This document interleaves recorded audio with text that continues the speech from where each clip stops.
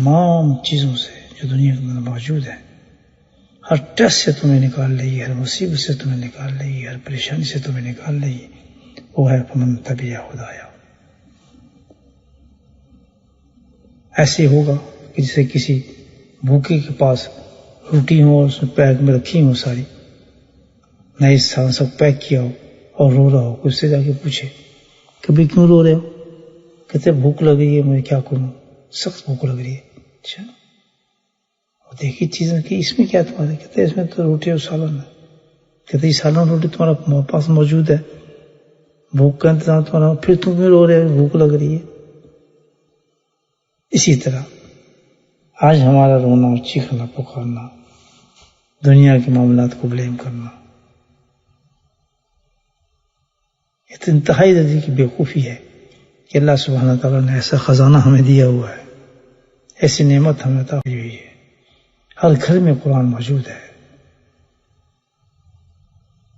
تفسیریں موجود ہیں، مواعظ موجود ہیں، مسجدیں موجود ہیں، بتانے والے موجود ہیں، خود پڑھنا بھی آ گیا، شوق بھی بڑا ہے، کس کی تفسیر پڑھیں گے، کون سی تفسیر اچھی ہے، بڑا شوق ان چیزوں کا۔ تو پھر تم سے پوچھا جائے کہ وہ کیوں گئے؟ عمل جو نہیں ہے۔ جیسے روٹی سالن ہے، کھا نہیں رہے، قرآن ہے، عمل نہیں ہے، مسجد ہے، عمل نہیں ہے، دارالعلوم ہے، عمل نہیں ہے، بڑے بڑے ٹائٹل ہیں علم کے، عمل نہیں ہے، تو پھر وہی ہوگا، رونا ہی ہوگا نا۔ جیسے کہ بھوک لگ رہی ہو، کھانا نہیں کھائے گا تو روئے گا نا آدمی۔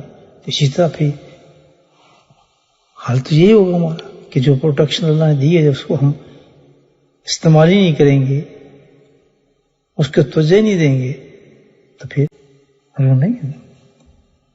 تو اللہ سبحانہ تعالیٰ نے فمن تبع، جن لوگوں نے ہدایت اتباع فرمائی، اللہ تعالیٰ نے فرمایا۔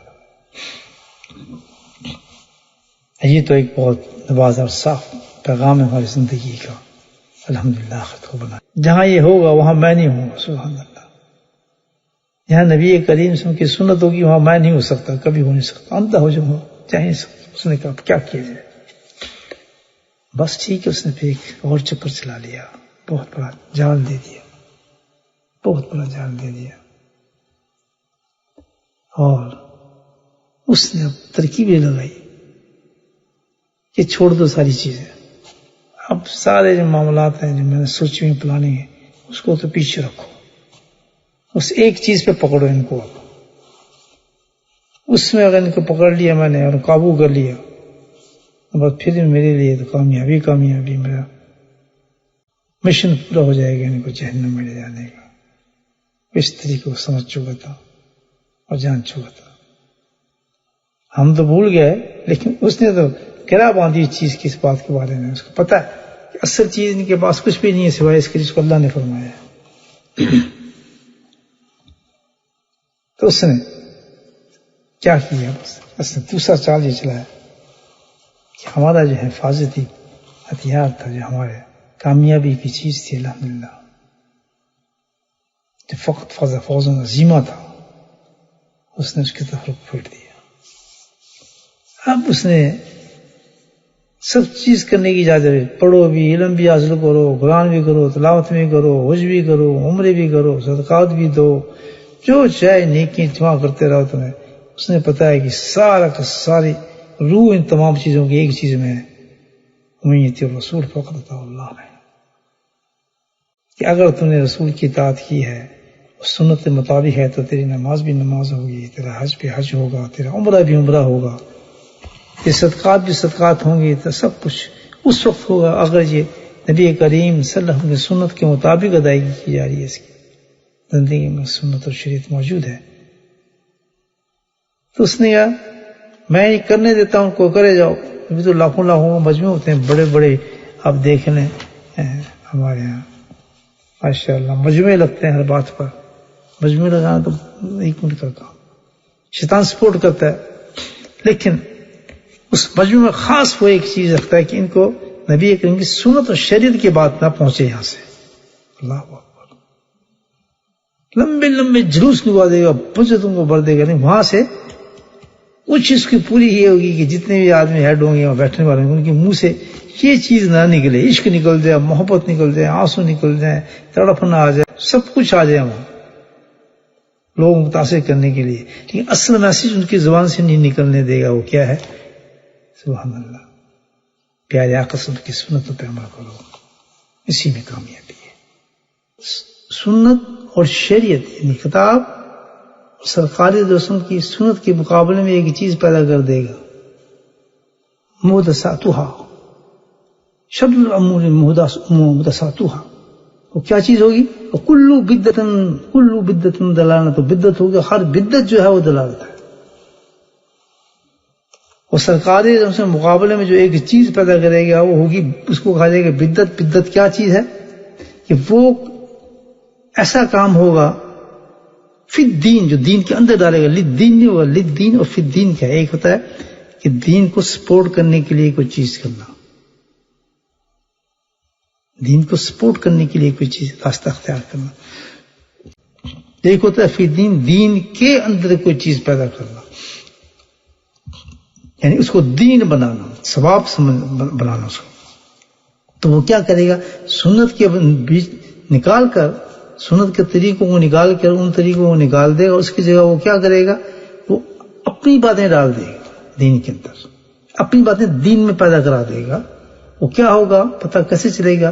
ان کاموں کا کوئی شرعی دلیل نہیں ہوگی، جس کام کی شرعی دلیل موجود نہ ہو اور وہ کام آدمی دین کا سمجھ کے کر رہا ہو، وہ بدعت ہے۔ جس چیز کی شرعی یعنی حدیث سے اور قرآن سے اس کی کوئی شرعی دلیل نہیں ملتی یا اسلاف سے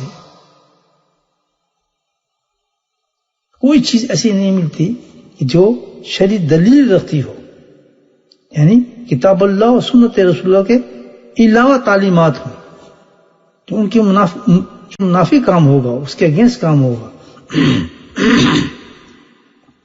وہ ایک نئی چیز دین میں پیدا کرے گا جو کبھی سنا ہی نہیں ہوگا، نہ سلف صالحین نے سنا ہوگا، نہ صحابہ کے تابعین، تبع تابعین، کسی زمانے کے اندر اس کی اصل موجود نہیں ہوگی، اس کام کی اصل موجود نہیں ہوگی۔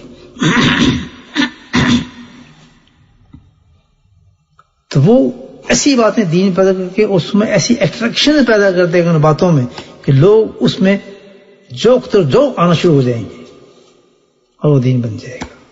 اسی کو اللہ کے نبی نے فرمایا کہ بھائی ایک تو کتاب اللہ ہے اور دوسرا میرا راستہ ہے۔ کتاب اللہ ہے جو بہت بڑی راستہ، اور میری ہدایت ہے جو میرا ہے، یہ دو چیز تو بہت عظیم ہے۔ لیکن اس کے بعد تیسری چیز شر الامور محدثاتھا وکل بدعۃ ضلالہ، یہ بدترین چیز ہوں گی، کوئی اصل ثبوت نہیں ہوگا، وہ اس میں شامل کر دے گا، نہ وہ میری سنت ہوگی نہ قرآن سے ثابت ہوگی، اس چیز کو کہا جاتا ہے بدعت ہوگی۔ یہ اس کی سب سے بڑی کامیابی ہوگی کہ اس دور کے اندر یہ چیز پیدا کر دے گا۔ ذرا نظر دوڑائیں آج کے دور میں، آپ مجموع ہوں گے، سب کچھ ہوگا، بڑے بڑے آپ چھوڑ دیں، ایک نمبر ایک وہاں سے سنت کی بات نہیں نکلے گی کبھی بھی۔ کسی قسم کے لوگ بیٹھے ہوں گے وہاں، سارے غیر شرعی لوگ ہوں گے وہاں، یا کسی کی ضرورت نہیں ہوگی اسٹیج پہ آ کے ان کے خلاف کوئی بات کرے، گول مول باتیں ہوں گی، گول مول قصے ہوں گے، گھنٹوں کے مجموعے لگیں گے، لیکن وہاں کسی کی ضرورت یہ نہیں ہوگی کہ اس طرح جس طرح پلین بات کرے وہاں میدان میں آگے کیا ہے۔ لاکھوں مجموعہ، اگر لاکھوں کا ایسا مجموعہ بیٹھا ہے کہ جس کے اندر کتاب اور سنت نہیں ہے، تو ہمت کے ساتھ رہے گا، غلط کر رہے ہیں آپ، یہ دین نہیں ہے ہمارا۔ لاکھوں کے مجموعے ہوں گے لیکن یہ باتیں سمجھ کے زبان سے نکل نہیں سکیں گی، کیونکہ خوف ہوگا ان کے اندر کہ میں نے یہ بات کی تو بھائی میرا تو تختہ نکل جائے گا بیچ سے، میں یہ کیسے بات کر سکتا ہوں۔ تو اس نے کیا پیدا کر دی؟ کتاب و سنت کے علاوہ ایک نئی چیز پیدا کر دے گا۔ تو اس کے بارے میں اللہ کے نبی نے فرمایا زمانہ کون سا ہوگا؟ اندہ فساد امتی، میری امت کا سب سے فساد والا زمانہ ہوگا۔ اس فساد والے زمانے کو فتنوں کا زمانہ کہا جاتا ہے نا، جس وقت بدعتیں جاری ہو جائیں گی، سنت اور شریعت نبی پاک صلی اللہ علیہ وسلم کے نیچے لگ جائے گی تو اللہ کے نبی نے فرمایا اس زمانے کو یہ فتنے کا زمانہ ہوگا. یہ ہے فتنے کا زمانہ. اس فتنے کے زمانے میں کیا حال ہوگا؟ ایک شخص صبح مومن ہوگا تو شام کافر ہوگا. ابو ہریرہ رضی اللہ تعالیٰ روایت فرماتے ہیں, اشکات میں حدیث دیکھیے, مسلم میں حدیث موجود ہے کہ ایسے جب سنت و شریعت ختم ہو کے بدعات سے شامل کر دے گا اور پوری دنیا کو بدعتوں سے بھر دے گا, وہ شیطان پوری دنیا کو بدعتوں کے ساتھ بھر دے گا اور یہ ختم ہو جائے گا. فمن تبع ہدایا, یہ چیز ختم ہو جائے گی تو پھر بدعت جاری ہو جائے گی. اس کو اللہ نبی نے فرمایا کہ فتنوں کا زمانہ ہوگا اور وہ فتنے رات کے ٹکڑوں کی طرح ہوں گے, رات کے ٹکڑوں کی طرح ہوں گے. اور دوسرے مقام پہ فرمایا کہ بارش کے قطروں کی طرح آسمانوں سے فتنے انسان کے قلوب میں گریں گے. گھر میں ہمارے فتنے, باہر ہمارے فتنے, دکانوں میں ہمارے فتنے, مسجدوں میں ہمارے فتنے, باہر ہمارے فتنے, ہر جگہ فتنے ہی فتنے آپ کو نظر آئیں گے. بارش کے قطروں کی طرح جو فتنے ہیں وہ برس رہے ہوں گے. سبحان اللہ. جی بارش کے قطرے برستے ہیں تو بارش ہوتی ہم کیا کرتے ہیں پتہ ہے؟ بارش ہوتی ہم کی پناہ لیتے ہیں, کسی شیڈ کے نیچے ٹھہرتے ہیں یا ہاتھ میں کوئی چھتری پکڑتے ہیں, اپنے آپ کو بھیگنے سے بچاتے ہیں. تو یہ اللہ کا رسول وارننگ دے رہے ہیں فتنوں کے زمانے کے اندر. اتنا فتنہ ہو جائے گا کہ صبح مومن تو شام کو کافر ہے, یعنی صبح مومن کی کوئی بات کرے شام کو وہ سب کچھ بھول گیا, وہ کفر والی حرکت کر رہا ہے. مثال اس کی بالکل آسان ہے کہ جمعہ آئے تو سب کتاب آپ نے جناب خوب کپڑے شپڑے پہن لیے جمعہ میں, اور جیسے ہی جمعہ ختم ہو تو آپ جا کے ساری خرافات کر رہے ہیں. ہر چیز جو ہے وہ بڑی آسانی کے ساتھ آپ اس میں کر رہے ہیں, سب کچھ نظر آ رہا ہے.